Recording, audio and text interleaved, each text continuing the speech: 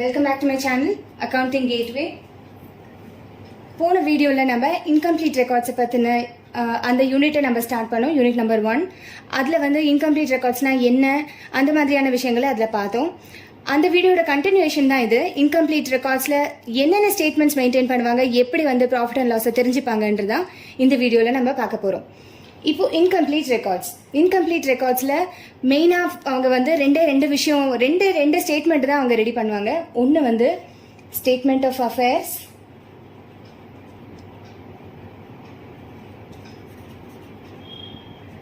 another one is statement showing profit or loss. இந்த ரெண்டு statement தான் அவங்க போட்டு என்ன அந்த பிஸ்னஸ் எப்படி ரன் ஆகுதுங்கிறத தெரிஞ்சுக்கிறதுக்கு இதுதான் யூஸ் பண்ணுவாங்க. அன்லைக் அதர் பிஸ்னஸஸ் மாதிரி அவங்களுக்கு வந்து ப்ராஃபிட் அண்ட் லாஸ் அக்கௌண்ட், அப்புறமா trading account, trial balance sheet இதெல்லாம் தேவைப்படாது. பட் பேலன்ஸ் ஷீட்டை ரிசம்பிள் பண்ற மாதிரி ஒரு ஸ்டேட்மெண்ட் ரெடி ஆகும். அந்த ஸ்டேட்மெண்ட்டோட பேரு தான் statement of affairs. It is nothing but balance sheet மாதிரியே ஒரு ரிசம்பிளன்ஸ் இந்த ஸ்டேட்மெண்ட்டுக்கு இருக்கும். ஸோ பேலன்ஸ் ஷீட்னு சொல்லியிருக்கோம். அப்போ பேலன்ஸ் ஷீட்லன்னா என்னென்ன வந்து நமக்கு அங்கே இருக்கும்? கண்டிப்பா அசெட்ஸ், அப்புறமா லயபிலிட்டிஸ். இந்த ரெண்டு விஷயம் அது உள்ளடக்கி இருக்கும். அசெட்ஸை காமிக்கும். அசெட்ஸ்னா அவங்க அந்த பிஸ்னஸ்ல என்னென்ன ஓன் பண்ணியிருக்காங்களோ, லைக் கேஷ், ஃபர்னிச்சர், பேங்க், அப்புறமா லேண்டு, ஏதாவது பில்டிங்ஸ் ஏதாவது வச்சிருக்காங்க, இந்த மாதிரியான விஷயங்கள். லயபிலிட்டிஸ்னா அஃப்கோர்ஸ் நமக்கே தெரியும், சன்ட்ரி கிரெடிட்டார்ஸ் வரலாம், பில்ஸ் பேயபிள் இருக்கலாம், இந்த மாதிரி லோன், முக்கியமாக bank loan, bank overdraft, இந்த மாதிரி விஷயங்கள்லாம் லயபிலிட்டிஸ்ல காமிச்சுப்பாங்க. இது மட்டும் தான் காமிப்பாங்களான்னா இல்லை, இதோட சேர்ந்து இன்னொரு ஒரு முக்கியமான விஷயம் அவங்க டீல் பண்ணுவாங்க. அது கேபிட்டல். இந்த கேபிட்டல் ஸ்டேட்மெண்ட் ஆஃப் அஃபேர்ஸ்ல எப்படி ரிஃப்ளெக்ட் ஆகும்ட்டு பார்க்கலாம். ஃபர்ஸ்ட் என்ன பண்ணுவாங்கன்னா, அசெட்ஸ் அண்ட் நம்ம பேலன்ஸ் ஷீட் மாதிரியே தான். ஸோ ரைட் சைட்ல அசெட்ஸ், லெஃப்ட் சைட்ல லைபிலிட்டிஸ் எழுதுவாங்க. எழுதிட்டு பேலன்ஸ் பண்ணி ரெண்டுத்தையுமே அசெட்ஸையும் லைபிலிட்டிஸையும் டிஃபரன்ஸ் கண்டுபிடிப்பாங்க. அந்த டிஃபரன்ஸ் தான் அது கேபிட்டல். இந்த கேபிட்டல் வந்து ஒரு பிராட், அதாவது பேலன்சிங் ஃபிகரா இருக்கும். பேலன்சிங் ஃபிகர், அந்த கேபிட்டல், அந்த டிஃபரன்ஸ் வந்து அந்த அமௌண்ட் வந்து it is nothing but capital. இந்த ஸ்டேட்மெண்ட்லேருந்து என்ன அவங்க வந்து அண்டர்ஸ்டாண்ட் பண்ணிப்பாங்கன்னா, என்னோட அசெட்ஸ் இவ்வளோ இருக்கு, எனக்கு இவ்வளோ லயபிலிட்டிஸ் இருக்கு, ஸோ இதையெல்லாம் வச்சு என்னோட முதல் at the end of the year என்ன அப்படிங்கிறது தான் இந்த ஸ்டேட்மெண்ட் ஆஃப் அஃபேர்ஸ் காமிக்கும். இதுல மெயினா ஸ்டேட்மெண்ட் ஆஃப் அஃபேர்ஸ் போடுறதுக்கு காரணம் இந்த balancing figure, capital at the end, இதை கண்டுபிடிக்கிறதுக்கு தான். இந்த கேபிட்டல் அட் த எண்டை கண்டுபிடிச்சிட்டு என்ன செய்வாங்கன்னா, இந்த கேபிட்டல் அட் த எண்டை வந்து they will use to find out profit or loss. ப்ராஃபிட்டா லாஸ் ஆனு கண்டுபிடிக்கிறதுக்கு இந்த கேபிட்டல் அட் த எண்டை யூஸ் பண்ணிப்பாங்க. ஸோ இப்போ பிஸ்னஸ்ல ஸ்டார்ட் அந்த வருஷத்துக்கான ஓப்பனிங் பேலன்ஸா ஒரு கேபிட்டல் இருக்கும், கேபிட்டல் ஓப்பனிங் பேலன்ஸ் இருக்கும்.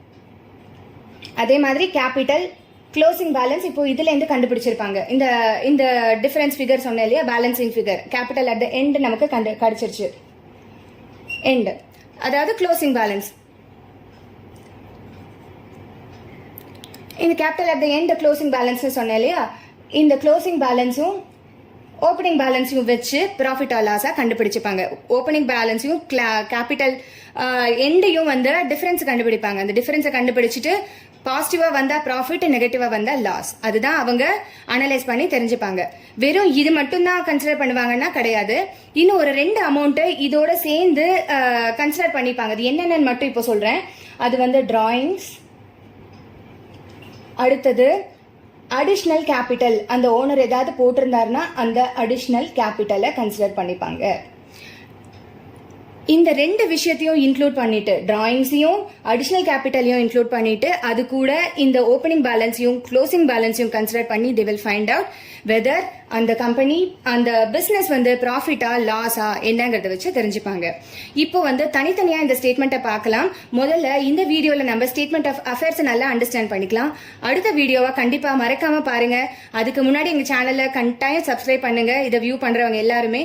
இதுல நான் ஸ்டேட்மெண்ட் ஷோயிங் ப்ராஃபிட் ஆர் லாஸுக்கு 2 ஃபார்மேட் இருக்கு, அது எப்படிங்கறத அதுல சொல்லியிருப்பேன். இப்போ வாங்க நம்ம ஸ்டேட்மெண்ட் ஆஃப் அஃபேர்ஸ்க்கு போலாம். ஸ்டேட்மெண்ட் ஆஃப் அஃபேர்ஸ் அதோட இப்போ ஃபார்மேட்டை தான் நம்ம பார்க்க போறோம். அதுக்கப்புறமா ப்ராக்டிக்கல் சம்ஸ் பார்க்கலாம். ஃபர்ஸ்ட் ஃபார்மேட் எப்படின்னு சொல்லிடுறேன். நம்மளது வந்து பேலன்ஸ் ஷீட் மாதிரியே தான் இது அப்படின்னு சொல்லிட்டு சொன்னேன். அதாவது சின்ன பிசினஸ்க்கான பேலன்ஸ் ஷீட்டோட ரிஃப்ளெக்ஷன் தான் இது. பேலன்ஸ் ஷீட்டுங்கிறதுனால நம்ம as on statement of affairs as on தான் எழுதுவோம். பேலன்ஸ் ஷீட்லயும் நம்ம லாஸ்ட் இயர் நீங்க படிச்சிருப்பீங்க, ஸ்டேட்மெண்ட் அங்க எழுதும்போது கூட பேலன்ஸ் ஷீட் ஆஸ் ஆன் ஒரு பர்டிகுலர் டேட் தான் நம்ம எழுதுவோம். அதே தான் இங்கேயும் ஃபாலோ பண்றோம்.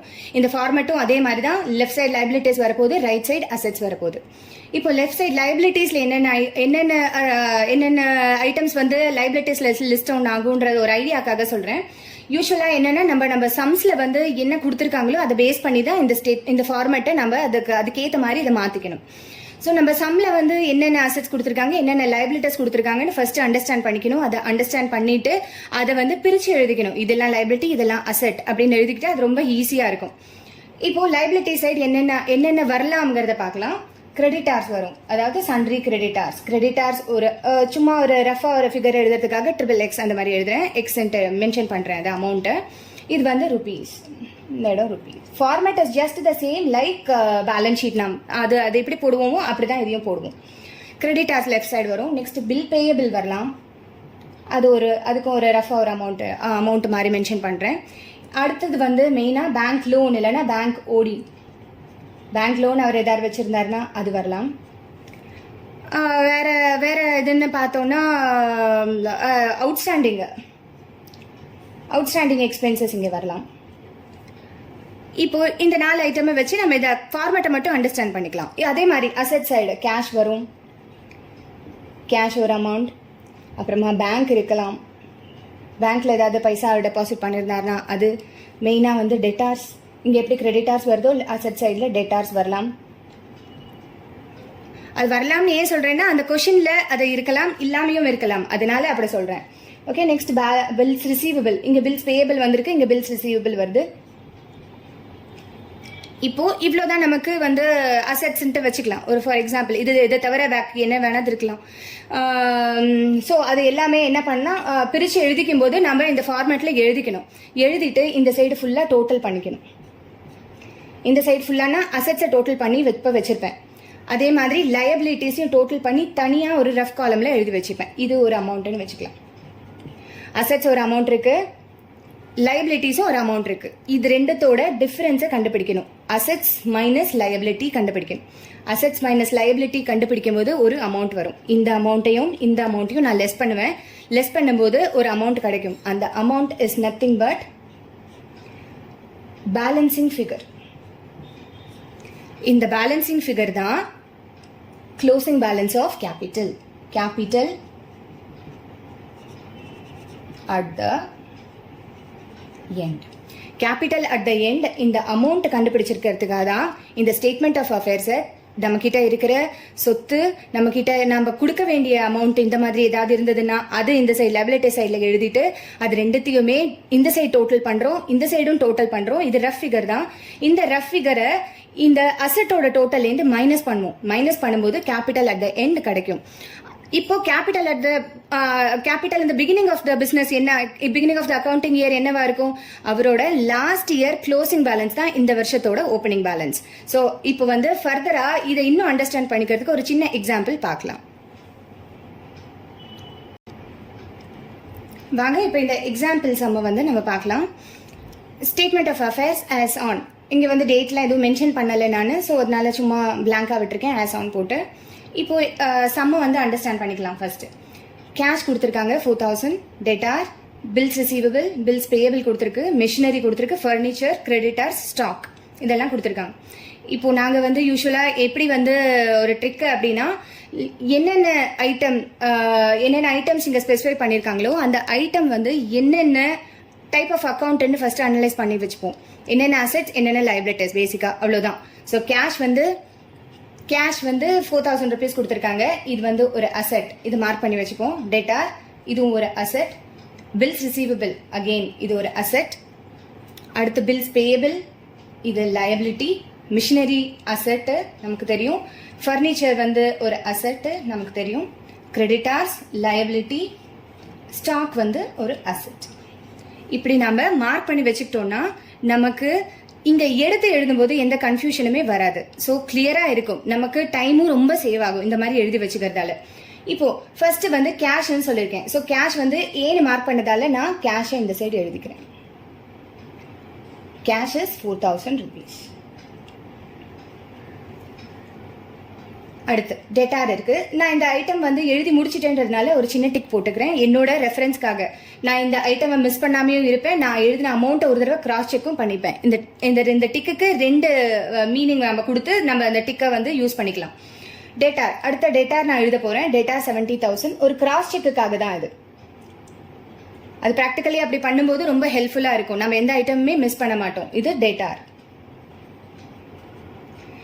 இப்போ அடுத்து அசெட்ஸ்ன்னு மார்க் பண்ணி வச்சிருக்கேன். Bills receivable. பில்ஸ் ரிசீவபிளோட அமௌண்ட் 6,000. ஸோ 6,000 நான் இங்கே மார்க் பண்ணுறேன், இங்கே டிக்கும் போட்டிருக்கேன். பில்ஸ் பேயபிள் லைபிலிட்டி நான் மார்க் பண்ணி வச்சிருக்கேன். Bills payable is a liability, amount is 4,000. Bills பேயபிள்லாம் நான் இங்கே ஷார்ட் ஃபார்மில் எழுதியிருக்கேன், இடம் இல்லைங்கிறதுனால நீங்கள் வந்து ஃபுல்லாக தான் எழுதணும், அப்ரிவேட்டட் ஃபார்ம் எழுத வேண்டாம். அதே மாதிரி இங்கே பில்ஸ் ரிசீவபிளுக்குமே பில்ஸ் பேயபிள் வந்து 4,000 rupees. இதை நான் முடிச்சிட்டேன். நெக்ஸ்ட் மிஷினரி அசெட்னு மார்க் பண்ணியிருக்கேன். Machinery is 60,000 rupees. அடுத்தது ஃபர்னிச்சர். ஃபர்னிச்சர் வந்து மிஷினரியை முடிச்சிட்டேன், ஃபர்னிச்சர் அசெட்னு மார்க் பண்ணி வச்சிருக்கேன். ஃபர்னிச்சர் இங்கே எழுதுறேன். Furniture is 10,000 rupees. அடுத்து கிரெடிட்டார்ஸ். கிரெடிட்டார்ஸ் வந்து லைபிலிட்டின்னு நான் மார்க் பண்ணி வச்சிருக்கேன். ஸோ கிரெடிட்டார்ஸை இந்த சைடு எழுதல, இது ஷார்ட் ஃபார்மில் எழுதியிருக்கேன், இடம் இல்லைன்னு. 25,000 கரெக்டாக போட்டிருக்கேனான்ட்டு அமௌண்ட் சைடில் ஒரு டிக். ஸ்டாக், இது நாங்கள் ஸ்கூல் படிக்கும்போது கூட இந்த மாதிரி ஒரு மெத்தட் தான் ஃபாலோ பண்ணுவோம். ஸோ தட் நம்ம எந்த ஐட்டமுமே மிஸ்ஸே பண்ணியிருக்க மாட்டோம். இந்த ஒரு கேஸில் திரும்ப கிராஸ் செக் பண்ணும்போது we use to write like this. அதே டிக்கை வந்து we use to put a cross in that. அப்போ வந்து நம்ம இன்னொரு தடவை நான் செக் பண்ணிட்டேங்கிறத நான் உறுதி பண்ணும்போது கிராஸ் டிக் மாதிரி போட்டுப்போம். ஸ்டாக், இப்போ லாஸ்ட் ஐட்டமே ஸ்டாக்கு, இது அசெட்னு மார்க் பண்ணி வச்சிருக்கேன். இது 45,000. இப்போ அமௌண்ட் எல்லாம் எழுதியிருக்கோமா, கரெக்டாக தான் எழுதியிருக்கோமா நம்ம ஒரு தடவைக்கு 2 தடவை செக் பண்ணிக்கணும் எப்பயுமே. இது வந்து 4,000 எங்கேயும் எழுதிட்டேன், இந்த பிளேஸில் தான் நம்ம அமௌண்ட்டை மென்ஷன் பண்ணுவோம். ஸோ கிரெடிட்டார்ஸ் வந்து நம்ம இங்கேயே எழுதிக்கலாம். நான் தனியாக அதுக்குன்ட்டு இங்கே காலம் போட்டே வச்சுருக்கேன். ஸோ 25,000 இங்கே எழுத போகிறேன்.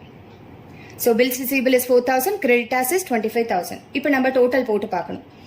முதல்ல அசெட் சைட் டோட்டல் போடலாம், ஏன்னா நமக்கு இங்கே கேபிட்டல் அட் த எண்ட் வந்து பேலன்சிங் ஃபிகராக வரணும். ஸோ அது வந்து வர்றதுக்கு முதல்ல ரைட் ஹேண்ட் சைடு தான், அசெட் சைடு தான் டோட்டல் போட்டு வச்சுக்கணும்.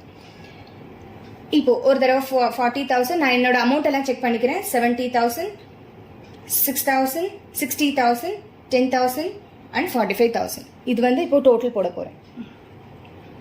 டோட்டல் போடும்போது எனக்கு 1,95,000 வருது அசெட் சைடு. இப்போ இந்த சைடும் டோட்டல் போட்டு வச்சுப்பேன், ஆனால் இங்கே எழுத மாட்டேன், இந்த இடத்துல எழுத மாட்டேன். எங்கே எழுதுவேன்னா 29,000 ஒரு ரஃப் காலமில் போட்டு வச்சுப்பேன். இது லைபிலிட்டிஸோட டோட்டல், இது அசெட்ஸோட டோட்டல். அசெட்ஸோட டோட்டல் இப்போ நான் இங்கே மேலே எழுதிக்கிறேன் 1,95,000. இது வந்து ரஃப் காலம், எனக்கு அங்கே எல்லாம் இடம் இல்லைன்றதுனால நான் இந்த இடத்துல எழுதி காமிக்கிறேன், அப்புறமா அழிச்சிடலாம் நம்ம. ஸோ இப்போது இது ரெண்டுத்தோட டிஃப்ரென்ஸை கண்டுபிடிக்க போகிறோம். டிஃப்ரென்ஸை கண்டுபிடிச்சோன்னா இட் இஸ் 1,66,000.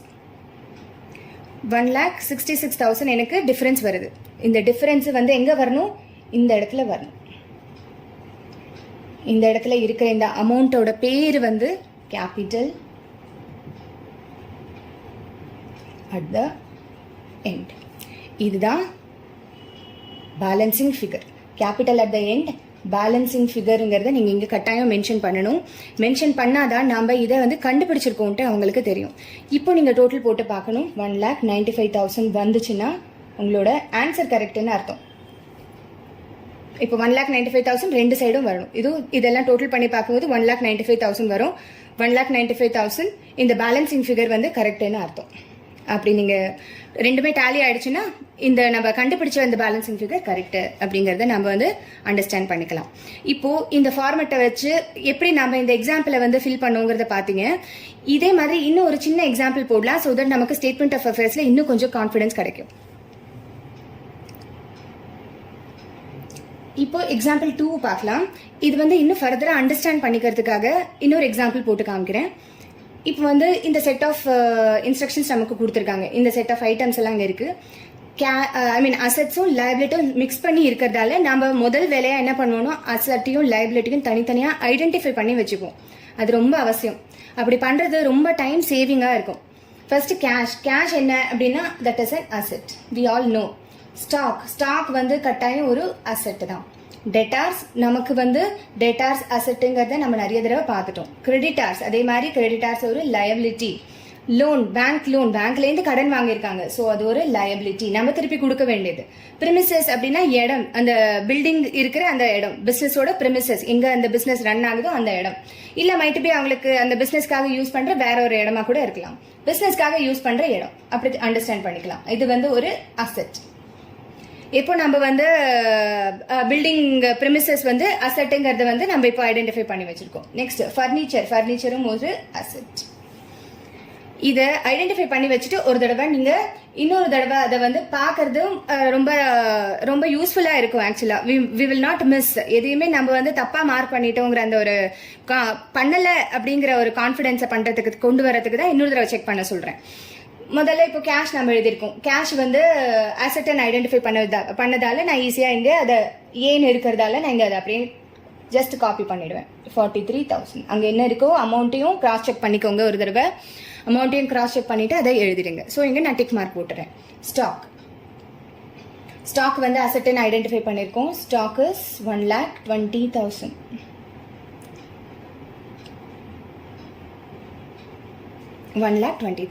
இதை நான் முடிச்சிட்டேன். டெட்டார்ஸ் வந்து அசெட்டு 84,000.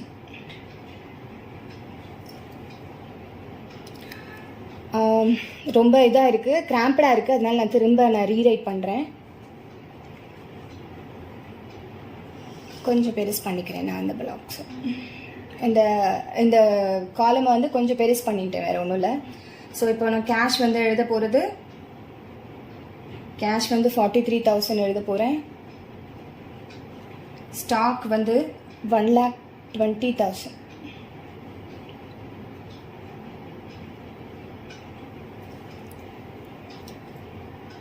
ஸ்டாக் வந்து 1,20,000 நம்ம அப்படியே பார்த்தோம். டேட்டாஸும் முடிச்சிட்டேன், அதோட அமௌண்ட் மட்டும் இங்கே கரெக்டாக எழுதிக்கிறேன். 84,000. ஒரு தடவை கிராஸ் செக் பண்ணிக்கிறேன். It is 84,000. இப்போ இது வரைக்கும் முடிச்சிருக்கோம். இப்போ கிரெடிட்டார்ஸில் பார்க்கலாம். கிரெடிட்டார்ஸ் லைபிலிட்டிஸ்னு மார்க் பண்ணியிருக்கேன். இது 1,05,000. அகெயின் நான் சொல்கிறது அதுதான், நான் இந்த மாதிரி அப்ரிவேட்டடாக எழுதுறேன். அங்கே எக்ஸாமில் எல்லாமும் இல்லை உங்கள் நோட் புக்லேயுமே அப்ரிவேட்டடாக எழுதாதீங்க, அதே ப்ராக்டிஸ் ஆகிடும். அப்புறம் இங்கே இடம் கன்ஸ்டன்ட்டால் நான் இந்த மாதிரி எழுதுறேன். நெக்ஸ்ட் லோன் எழுதியிருக்கோம். லோன் வந்து கிரெடிட்டார்ஸ் நான் முடிச்சிட்டேன். லோன் வந்து 25,000.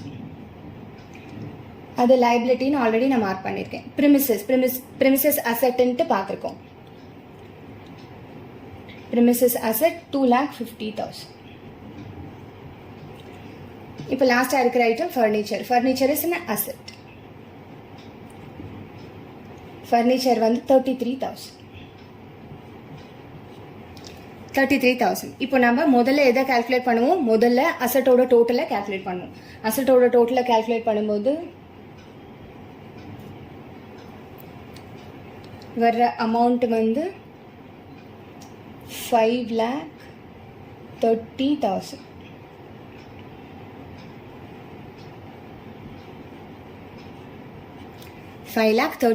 நமக்கு அசெட்டோட டோட்டல் கிடைக்குது. இப்போ லயபிலிட்டி சைடும் கால்குலேட் பண்ணி வச்சுப்பேன். நான் இந்த இடத்துல ரஃப் ஃபிகராக யூஸ் பண்ணிக்கிறேன், ரஃப் பிளேஸாக யூஸ் பண்ணிக்கிறேன். இது வந்து 1,30,000 is liability side. Asset side is 5,30,000.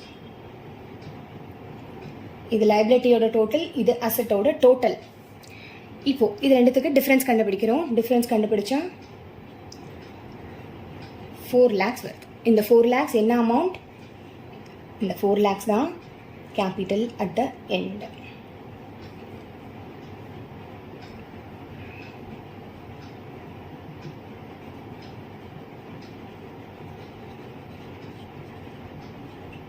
Balancing figure எப்பயும் மென்ஷன் பண்ணுற மாதிரி நம்ம பேலன்சிங் ஃபிகரையும் மென்ஷன் பண்ணிட்டோம்.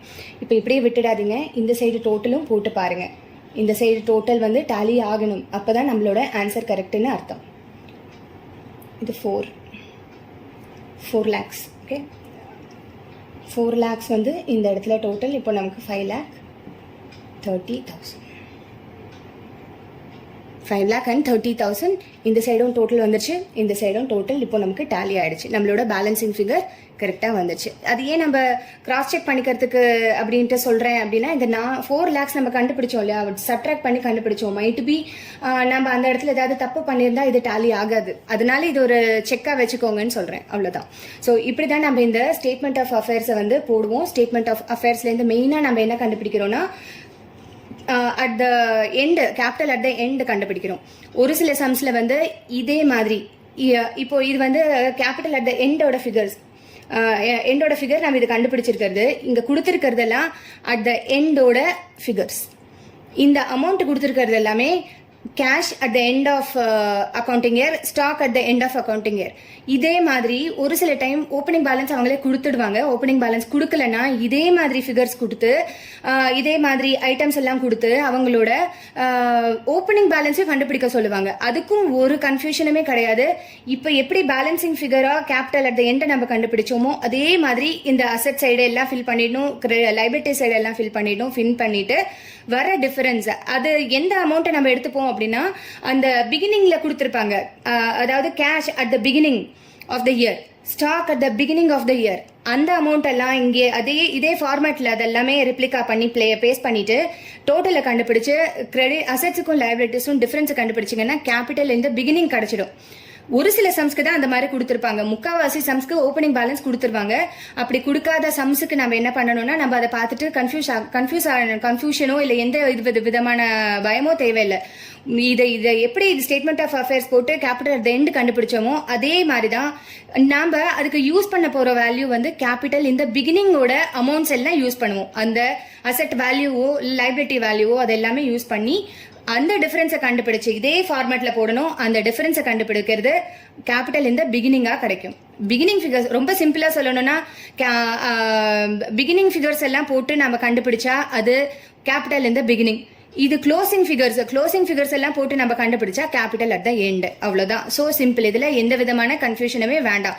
என்ன கொடுக்கலையே நம்ம எப்படி கண்டுபிடிக்கிறதுன்ற பயமும் வேண்டாம். இந்த ஃபார்மேட்டை நல்லா மனசுல அண்டர்ஸ்டாண்ட் பண்ணி வச்சுக்கோங்க. இந்த ஃபார்மேட்டில் எப்படிலாம் சிம்பிளிஃபை பண்ணி நம்ம இதை வந்து பிளேஸ் பண்ணலாங்கிறது உங்களுக்கு சொல்லி கொடுத்துருக்கேன். அதெல்லாம் ஞாபகம் வச்சுக்கோங்க. இனி வர வீடியோஸ்ல இந்த மாதிரி நான் மார்க் ஸ்கோர் பண்றதுக்கு என்னென்னலாம் சின்ன சின்ன ட்ரிக்ஸ் யூஸ் பண்ணேனோ அது எல்லாமே உங்களுக்கு சொல்றதுக்கு ரொம்ப ஆர்வமா இருக்கேன். எங்களோட எல்லா வீடியோவையும் மிஸ் பண்ணாம பாருங்க. அடுத்த வீடியோல ஸ்டேட்மெண்ட் ஆஃப் ப்ராஃபிட் அண்ட் லாஸை பத்தி நம்ம டிஸ்கஸ் பண்ணலாம். தேங்க்யூ ஃபார் வாட்சிங் திஸ் வண்டர்ஃபுல் வீடியோ. உங்களுக்கு இதெல்லாம் உபயோகமா இருக்கும்னு நான் நம்புறேன். எங்க சேனலை சப்ஸ்கிரைப் பண்ணாதவங்க மறக்காம சப்ஸ்கிரைப் பண்ணுங்க. Thank you so much. See you all in the next video. Soon, very soon. Thank you.